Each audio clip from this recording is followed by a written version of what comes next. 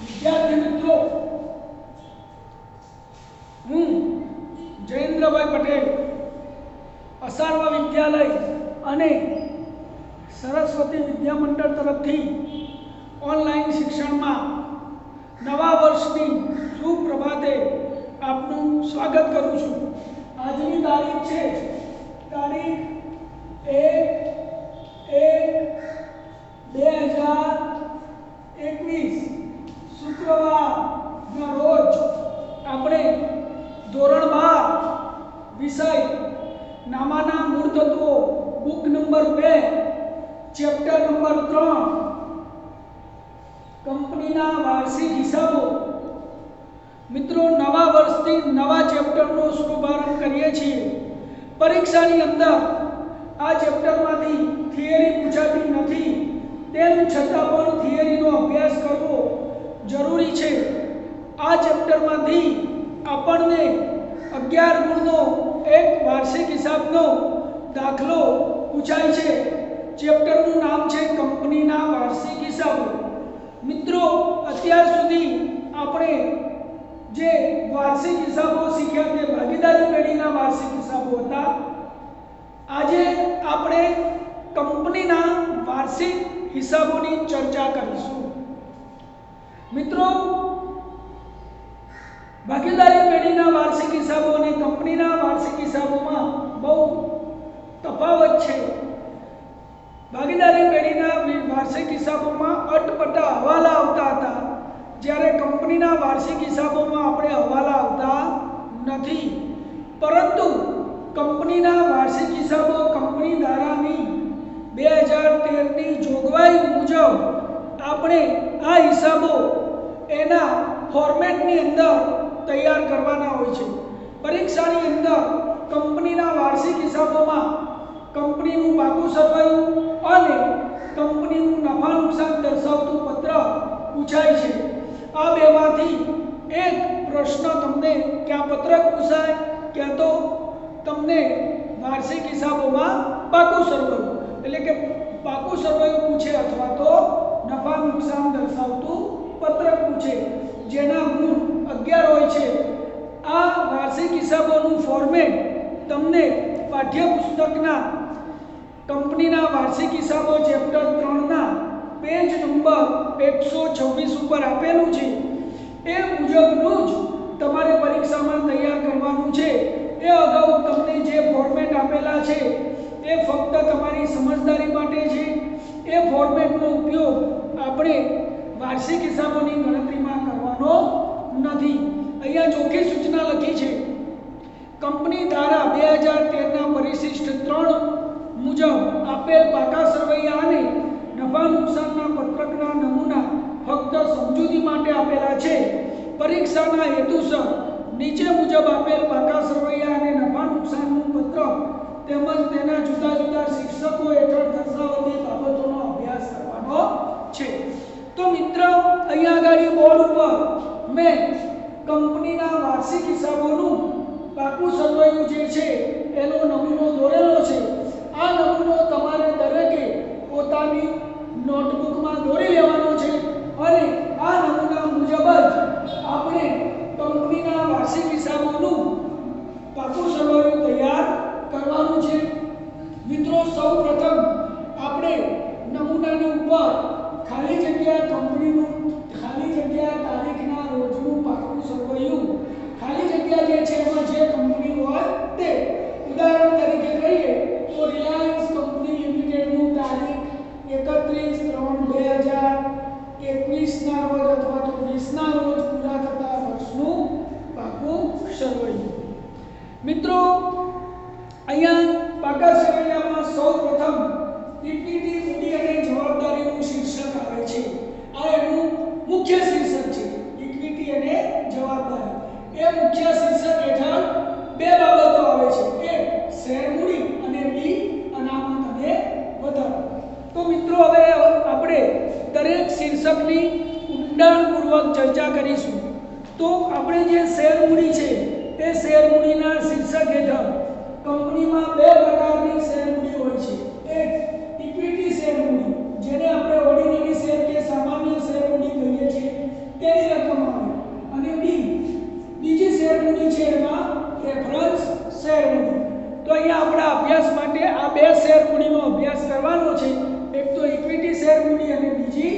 Preference share મૂડી પરીક્ષાની અંદર દાખલામાં આ બે મૂડી તમને આપેલી હશે. ત્યારબાદ બી અનામત અને વધારો. તો અનામત અને વધારાનું જે શીર્ષક છે એનું તમને પાઠ્યપુસ્તકના પેજ નંબર 128 ઉપર એની વિગતો આપેલી છે. અનામત અને વધારાની અંદર શેનો સમાવેશ કરવામાં આવે છે તે બાબતોનો આપણે અભ્યાસ કરીશું. તો સૌ પ્રથમ તો નફા નુકસાનના પત્રક મુજબનો વધારો એટલે કે જેને આપણે નફા તરીકે ઓળખીએ છીએ. નફા નુકસાનનું જે પત્રક છે એ પત્રકમાં જે વધારો આપેલો હોય તે, અને એમાં અમુક રકમો ન આપી હોય તો તમારે એને બાદ કરવી પડે. નફાની ફાળવણી, સામાન્ય અનામત ખાતે લઈ જવાની રકમ, સૂચિત ડિવિડન્ડ ખાતે લઈ જવાની રકમ એ એમાંથી તમારે બાદ કરવી પડે. ત્યારબાદ મૂડી અનામતની રકમ આપી હોય એ સામાન્ય અનામત અને અનામતના વધારાના હેઠળ દર્શાવવા. ત્યારબાદ ડિબેન્ચર પર અનામત રાખી હોય તે, ડિવિડન્ડ સમતુલા ભંડોળ રાખ્યું હોય તો, અનામત અને ભંડોળ, કામદાર અકસ્માત વળતર ભંડોળ, રોકાણ વધઘટ ભંડોળ અને નફા નુકસાન પત્રકની ખોટ. તો મિત્રો આટલી બાબતો એ અનામત અને વધારાના શીર્ષક હેઠળ સમાવેશ કરવામાં આવે છે. તો દરેક શીર્ષક હેઠળ જે રકમ આપી હોય એ રકમ જે તે શીર્ષક હેઠળ તમારે દાખલાની અંદર દર્શાવવાની છે. આનો અભ્યાસ આપણે આગળ દાખલા ગણીશું ત્યારે એનો વિસ્તૃતપૂર્વક તમને સમજ પડશે. ત્યારબાદ લાંબા ગાળાની ઉછીના નાણાં. તો બિન ચાલુ જવાબદારીનું જે શીર્ષક છે એના હેઠળ એ શીર્ષક હેઠળ તમારે લાંબા ગાળાના ઉછીના નાણાં આવે છે. એટલે કે કંપનીએ લાંબા ગાળા માટે હપ્તે પૈસા ચૂકવવા માટે જે લોનો લીધી હોય તે.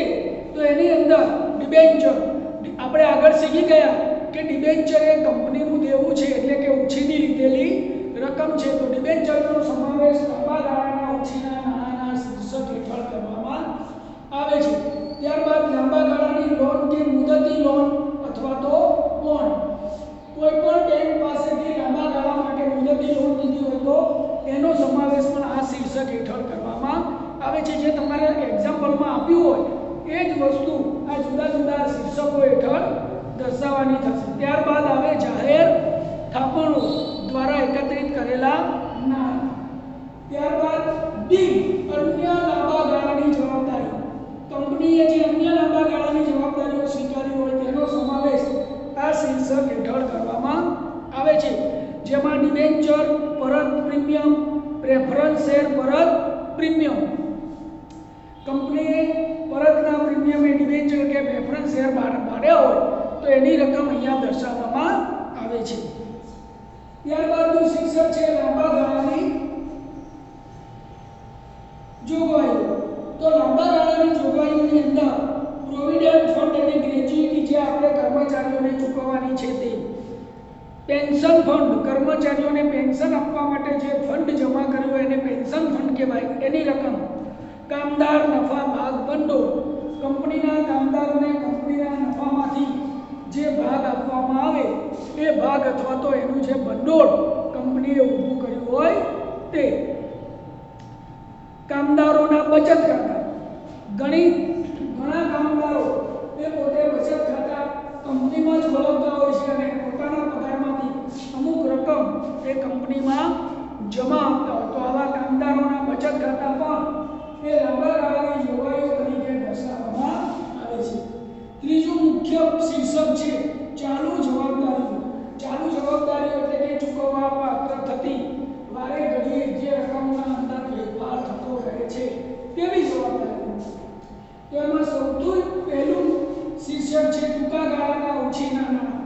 ટૂંકા ગાળાના ઉછીના નાણાંની અંદર ટૂંકા ગાળાની લોન કે જે 12 માસની અંદર એટલે કે 12 મહિનાની અંદર આ રકમ આપણે ચૂકવી દેવાની હોય છે. બેંક ઓવરડ્રાફ્ટ, કેશ ક્રેડિટ આનો સમાવેશ એ ટૂંકા ગાળાના ઉછીના નાણાંની અંદર કરવામાં આવે છે. ત્યારબાદ આવે છે વેપારીઓના દેવા. વેપારીઓના દેવાની અંદર કંપનીના લેણદારો અને દેવી હુંડીઓનો સમાવેશ એ વેપારીઓના દેવાની અંદર કરવામાં આવે છે. ત્યારબાદ આવે છે શીર્ષક અન્ય ચાલુ જવાબદારી. અન્ય ચાલુ જવાબદારીની અંદર ખર્ચા ચૂકવવાના બાકી અથવા તો અગાઉથી મળેલી આવકો એનો સમાવેશ થાય. નહીં મંગાવાયેલ ડિવિડન્ડ, આપણે ડિવિડન્ડ જાહેર કર્યું હોય અને કોઈ શેર હોલ્ડરોએ ડિવિડન્ડ પોતાના ખાતામાં જમા ન લીધું હોય તો તેવું. આવતા 12 માસ દરમિયાન પરત કરવા પાત્ર ડિબેન્ચર તથા તેનું પરત પ્રીમિયમ.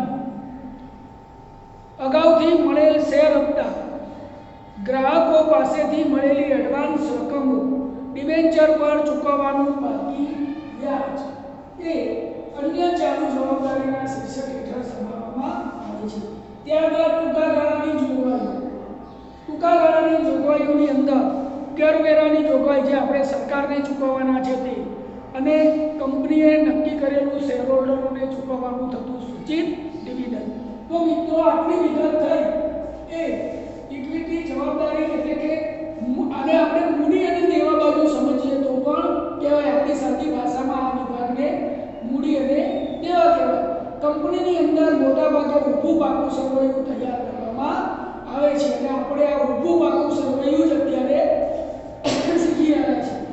જુદા જુદા શીર્ષક હેઠળ આવતી જુદી જુદી રકમોનો સરવાળો કરી આ રીતે બહારના ખાનામાં દર્શાવી એનો કુલ સરવાળો કરવામાં આવે છે. ત્યારબાદ પાકા સરવૈયાનો બીજો ભાગ શરૂ થાય છે જેને આપણે મિલકત અને લેણા એવી રીતે એ ભાગીદારી પેઢીના વાર્ષિક હિસાબમાં દર્શાવતા હતા. બીજા ભાગની અંદર મિલકતો. તો મિલકતોની અંદર સૌથી પહેલા બિનચાલુ મિલકતો જેને આપણે સ્થિર મિલકતો તરીકે ઓળખીએ છીએ. આ બિનચાલુ મિલકતોમાં કાયમી મિલકતોની અંદર દ્રશ્ય અને અદ્રશ્ય બે અલગ અલગ મિલકતોનો સમાવેશ થાય છે. તમે આ શબ્દોથી પરિચિત છો મિત્રો. દ્રશ્ય મિલકત એટલે એક જમીન, મકાન, પ્લાન્ટ, યંત્રો, ફર્નિચર, ફિક્સર, વાહનો, સાધન સરંજામ અને ભાડા પટ્ટે લીધેલી મિલકતો જેને આપણે દ્રશ્ય મિલકતો કહીએ છીએ. અદ્રશ્ય મિલકતો જેને આપણે જોઈ શકતા નથી, સ્પર્શી શકતા નથી, તેમ છતાં એ ધંધાકીય એકમ માટે ઉપયોગી છે અને ધંધાના રોજબરોજના કાર્યમાં આવી મિલકતોનો આપણે ઉપયોગ કરીએ છીએ. તો દ્રશ્ય મિલકતો પછી અદ્રશ્ય મિલકતોની અંદર પાઘડી, patent, trademark, copyright, licence, software, franchises વગેરેનો સમાવેશ કરવામાં આવે છે. તો આ રીતે કાયમી મિલકતોનો અંદર દ્રશ્ય મિલકત, અદ્રશ્ય મિલકત. ત્યારબાદ વિભાગ બી બિનચાલુ રોકાણો. કંપનીએ પોતાના નફામાંથી રકમ બચાવી અને એ રકમનો જ્યાં રોકાણ તરીકે ઉપયોગ કર્યો હોય એવી રકમ જેને આપણે બિનચાલુ રોકાણો તરીકે દર્શાવીએ છીએ.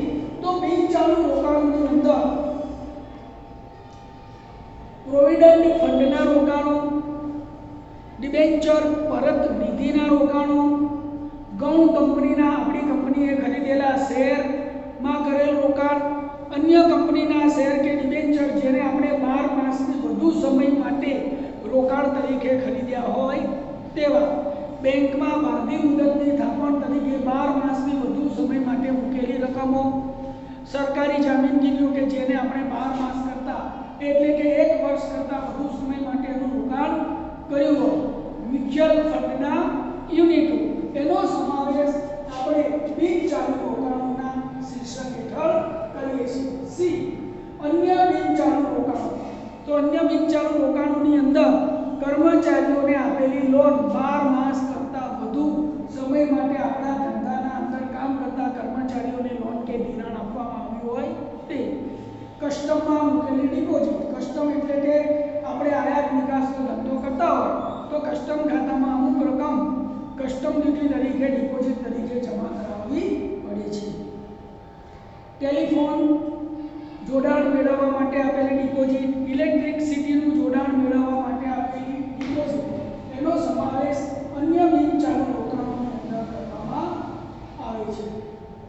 તો આ તમામ ચારે ચાર બાબતનો સરવાળો કરી પછી બહારના ખાનામાં એ રકમ દર્શાવવામાં આવે છે.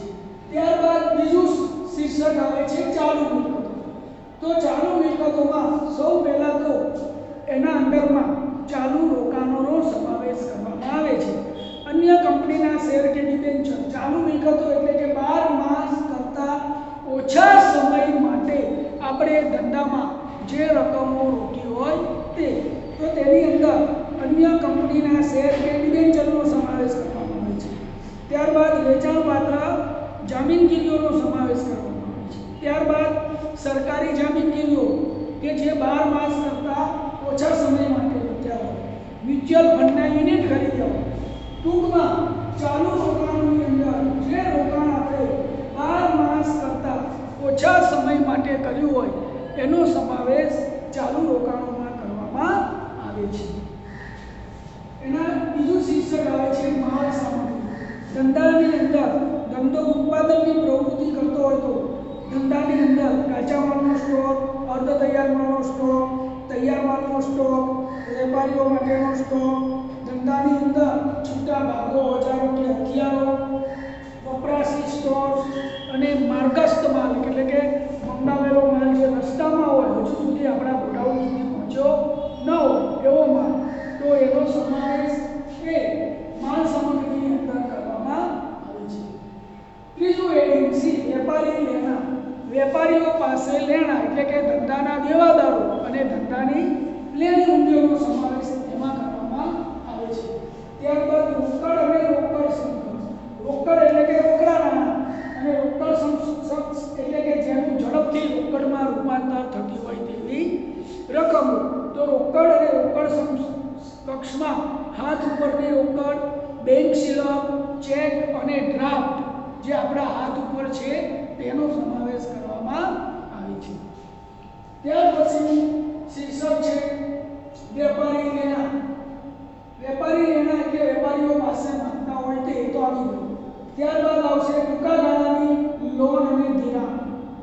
12 માસ કરતા ઓછા સમય માટે આપણે કોઈને આપેલી લોન, એ સિવાય વેપારીઓને આપેલ એડવાન્સ રકમો, ત્યારબાદ અન્ય ચાલુ મિલકતોનું છેલ્લું આવે શીર્ષક, એમાં અગાઉથી ચૂકવેલા ખર્ચા, મળવાની બાકી આવકો, 12 માસ દરમિયાન માંડી વાળવાનો જાહેરાત ઝુંબેશ ખર્ચ, 12 માસ દરમિયાન માંડી વાળવાનો ડિબેન્ચર બતાવ, 12 માસ દરમિયાન માંડી વાળવાનો સંશોધન અને વિકાસનો ખર્ચ. હવે મિત્રો આ તમામ રોકાણોનો સરવાળો કરી બહારના ખાનામાં દર્શાવવામાં આવે છે. ટૂંકમાં બહારના ખાનામાં બે જ રકમનું ટોટલ આવશે. એવી રીતે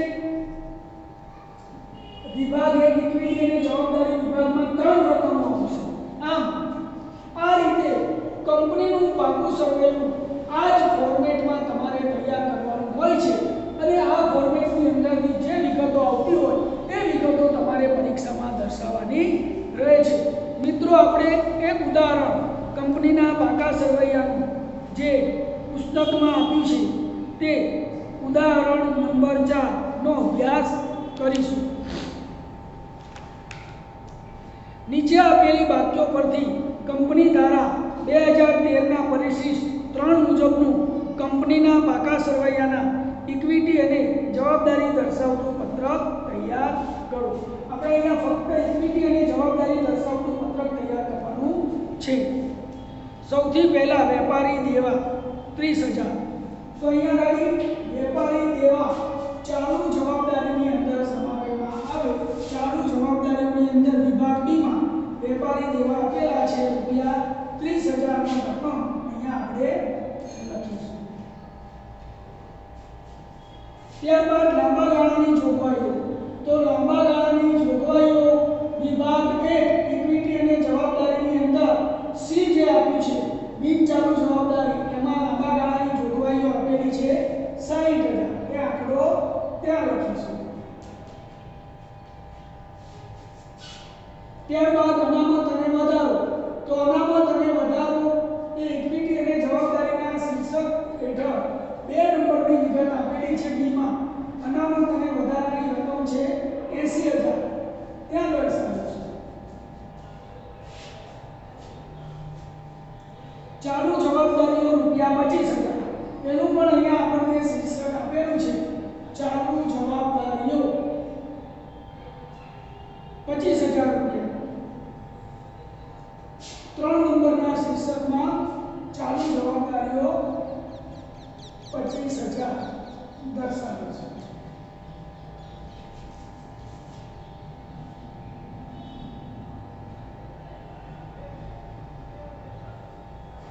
अन्य चालू जवाबदारीना शीर्षकમાં 25,000।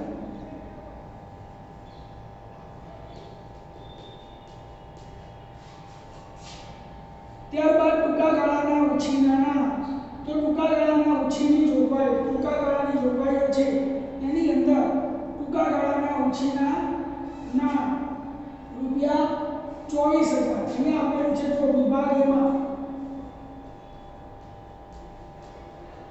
ટૂંકા ગાળાના ઉછીના નાણાં ચાલુ જવાબદારીના મુખ્ય શીર્ષક હેઠળ શેર મૂડી પહેલા વિભાગ એકમાં પહેલો જ વિભાગ શેર મૂડીના પહેલા અહીંયા દર્શાવવામાં આવે છે। ટૂંકા ગાળાની જોગવાઈઓ છેલ્લું શીર્ષક ટૂંકા ગાળાની જોગવાઈઓ રૂપિયા 25,000 ત્યાં દર્શાવે છે।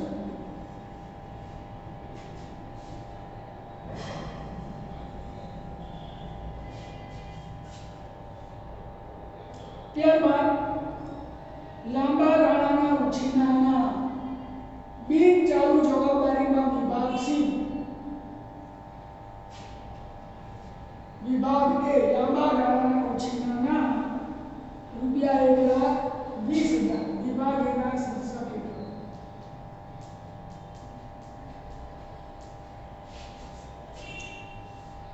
અન્ય લાંબા ગાળાની જવાબદારીઓ વિભાગ ડી નંબર 2 બિન ચાલુ જવાબદારી એમાં વિભાગ ડી માં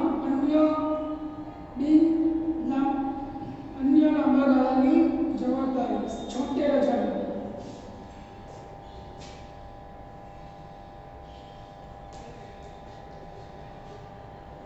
તો મિત્રો આપણે અહીંયા હવે આનો ટોટલ કરીશું સરવાળો।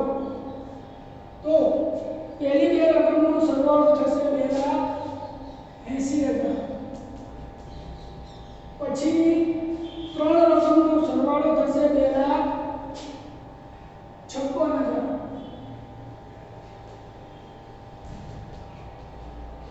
અને પછી આપેલી 4 રકમનો સરવાળો થશે 1,14,000।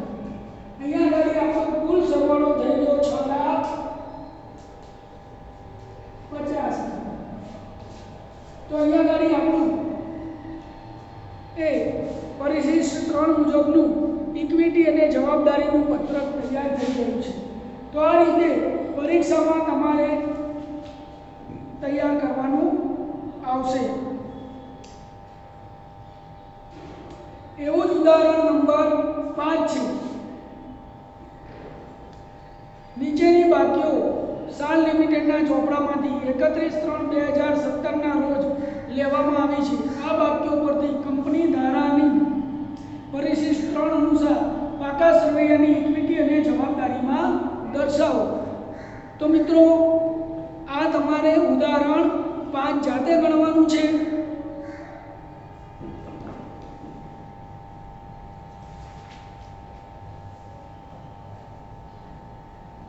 ત્યારબાદ આપણે ઉદાહરણ 8 ની સમજૂતી મેળવીશું।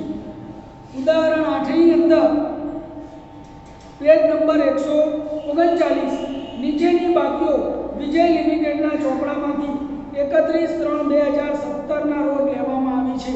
તો અહીંયા ઉપર આપણે લખીશું વિજય લિમિટેડનું 31/3/2017 ના રોજનું પાકું સરવૈયું, એની અંદર મિલકતોની વિગતો દર્શાવવાની છે। તો પરિશિષ્ટ 3 મુજબ આપણે આ નમૂનામાં એ મિલકતોની વિગતો દર્શાવીશું।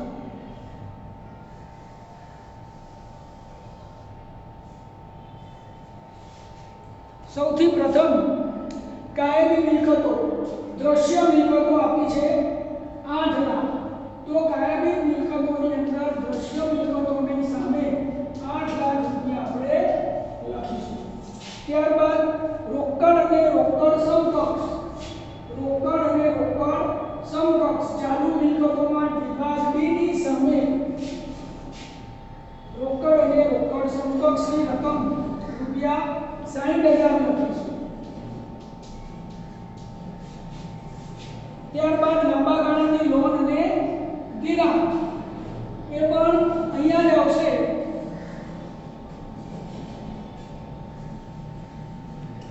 પણ લાંબા ગાળાની લોન અને ધિરાણ એ આપણી વિભાગ સી અન્ય બિન ચાલુ મિલકતો છે. એની અંદર લાંબા ગાળાની લોન અને ધિરાણ એનો સમાવેશ કરવામાં આવશે. બિન ચાલુ રોકાણોમાં લાંબા ગાળાની લોન અને ધિરાણ એની રકમ થશે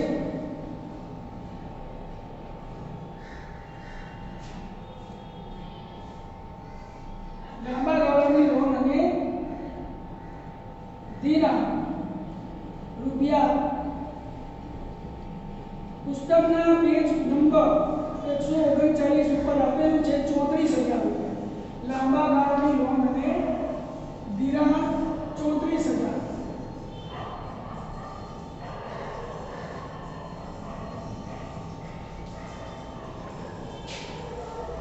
માલ સામગ્રી ચાલુ મિલકતોની અંદર માલ સામગ્રી વિભાગ બી રકમ 43,000.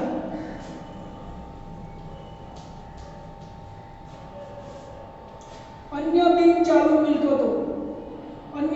ચાલુ મિલકતો એ બિન ચાલુ મિલકતોના શીર્ષકની અંદર વિભાગ ડી માં આપેલી છે 31,000.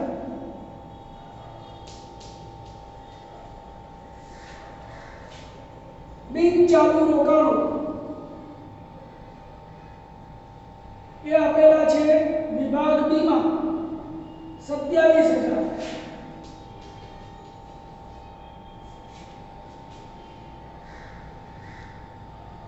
ચાલુ રોકાણો ચાલુ મિલકતોમાં વિભાગ એ ચાલુ રોકાણો 29,000.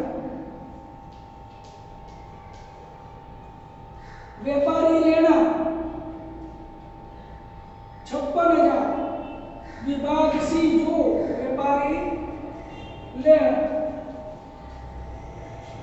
ટૂંકા ગાળાની લોન અને ધિરાણ વિભાગ ઈ માં 40,000.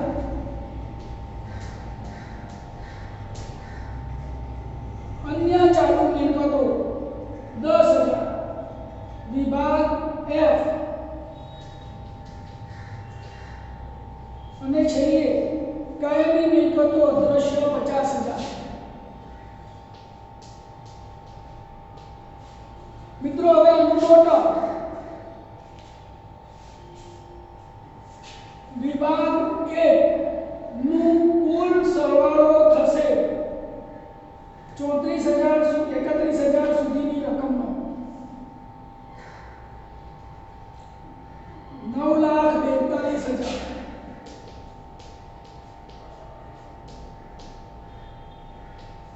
અને વિભાગ 2 ચાલુ મિલકતો એ થી એફ સુધી 2,38,000. આખા સરવૈયાનું કુલ ટોટલ મિલકતો બાજુનું 11,80,000.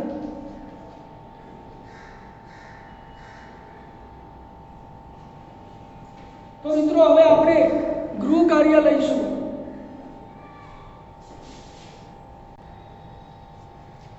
મિત્રો ગૃહ કાર્ય છે પુસ્તકના પેજ નંબર 126 ઉપર આપેલ પાકા સરવૈયાનો નમૂનો લખી તમારા નોટબુકમાં તૈયાર કરવો. કારણ કે આ જ નમૂના પ્રમાણે આપણે પરીક્ષામાં પાકા સરવૈયાનો દાખલો 11 ગુણનો પૂછાય છે તે ગણવાનો છે. ત્યારબાદ ઉદાહરણ નંબર 1 થી 10 ગણવા, જેની અંદર બે ઉદાહરણ તો મેં તમને બોર્ડ પર ગણાવી દીધા છે. તો આ રીતે તમારે આટલું તમારે ગણવાનું છે. ત્યારબાદ પાકા સરવૈયાની જે વિગતોની માહિતી પુસ્તકની અંદર આપેલી છે તે માહિતીમાં પેજ નંબર 127 થી 131 સુધી જે માહિતી આપી છે એનો બરાબર ધ્યાનપૂર્વક 3 થી 4 વાર વાંચી અભ્યાસ કરવાનો રહેશે. પેજ નંબર 127 થી પેજ 127 થી 131 4 વખત વાંચી જવું, જેથી કરીને મિત્રો તમને દાખલાની અંદર જુદી જુદી વિગતો કંપનીના પાકા સર્વેમાં ક્યાં સમાવાય તેની સમજ પડશે. ગૃહ કાર્ય બતાવવાની તારીખ 10/1/2021 છે. હવે પછીના વિડીયોમાં આપણે કંપનીનું નફા નુકસાનનું પત્રક કેવી રીતે તૈયાર કરવું તેની સમજૂતી મેળવીશું.